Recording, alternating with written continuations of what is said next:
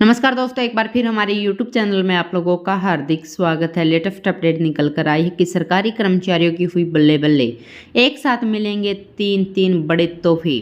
तो दोस्तों, हम आपको सब डिटेल में बताएंगे कि सरकारी कर्मचारियों को कौन से 3 बड़े तोहफे मिलेंगे। अगर आप हमारे चैनल पर फर्स्ट टाइम विजिट कर रहे हैं तो चैनल को लाइक कर दीजिए, सब्सक्राइब कर दीजिए, साथ ही साथ वाला आइकन को भी बजा दीजिए ताकि गवर्नमेंट या पेंशन से संबंधित जितने भी न्यूज आती है उनकी नोटिफिकेशन आप लोगों के पास तुरंत पहुँच के। तो करते हैं वीडियो को स्टार्ट बिना किसी देरी के।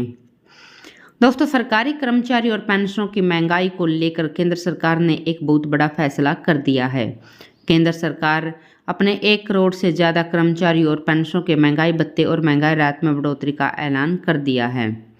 दोस्तों, केंद्र सरकार केंद्रीय कर्मचारी और पेंशनों को एक साथ तीन बड़े तोहफे दे सकती है। खबरों के मुताबिक इनमें डीए में बढ़ोतरी की है, जिससे कर्मचारी और पेंशनों में इसकी बढ़ोतरी का ऐलान को सुनकर उनकी उल्टी गिनती भी शुरू हो गई है। दरअसल 15 मार्च को प्रधानमंत्री नरेंद्र मोदी की अगुवाई में कैबिनेट की मीटिंग प्रस्तावित की गई। इस बैठक के बाद सरकार अपने कर्मचारी और पेंशनरों को उनके बड़ी खुशखबरी दे सकती है। इस दिन प्रधानमंत्री ने डीए और डीआर बढ़ाने का ऐलान किया।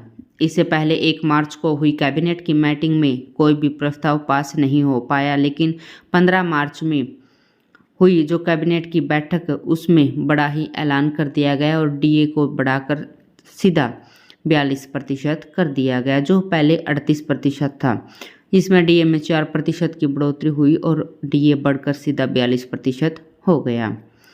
दोस्तों, अब 31 मार्च से कर्मचारियों को बढ़ी हुई सैलरी और पेंशनरों को बढ़ी हुई पेंशन का लाभ मिलेगा। इतना ही नहीं, जनवरी और फरवरी महीने का एरियर भी उनके खाते में डाल दिया जाएगा।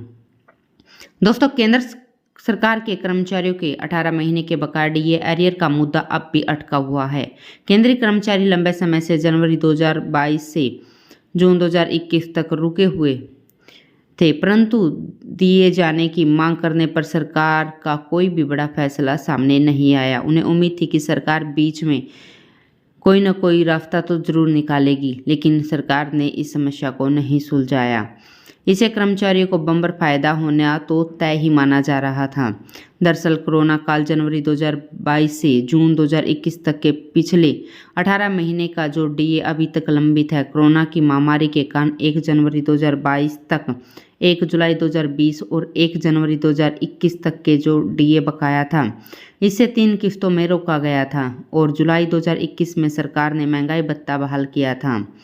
हालांकि कर्मचारियों को पिछले 18 महीने से भुगतान नहीं मिला, जिससे उनका पैसा 3 किस्तों में अभी तक नहीं मिल पाया।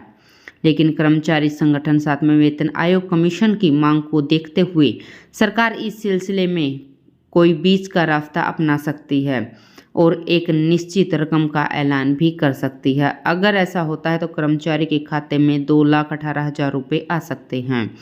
माना जा रहा है कि केंद्र सरकार के कर्मचारियों को यह पैसा 8 किस्तों में मिलेगा। दोस्तों, केंद्र सरकार की फिटमेंट फैक्टर में रिवीजन का मामला भी बड़ी तेजी से सामने आ रहा है।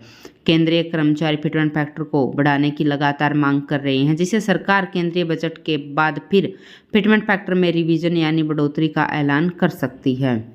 फिटमेंट फैक्टर में अगर बढ़ोतरी होती है तो कर्मचारी की सैलरी में बड़ा ही मुनाफा देखने को मिलेगा।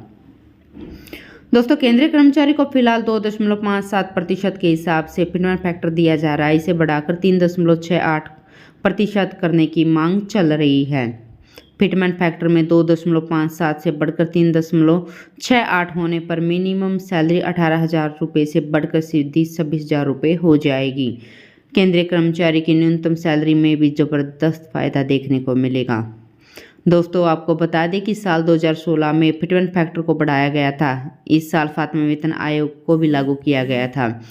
उस समय कर्मचारी की न्यूनतम बेसिक सैलरी 6,000 से सीधे 18,000 रुपये पहुँच गई थी, जबकि उच्चतम स्तर पर 90,000 रुपये से बढ़कर 2,50,000 रुपये हो गई थी।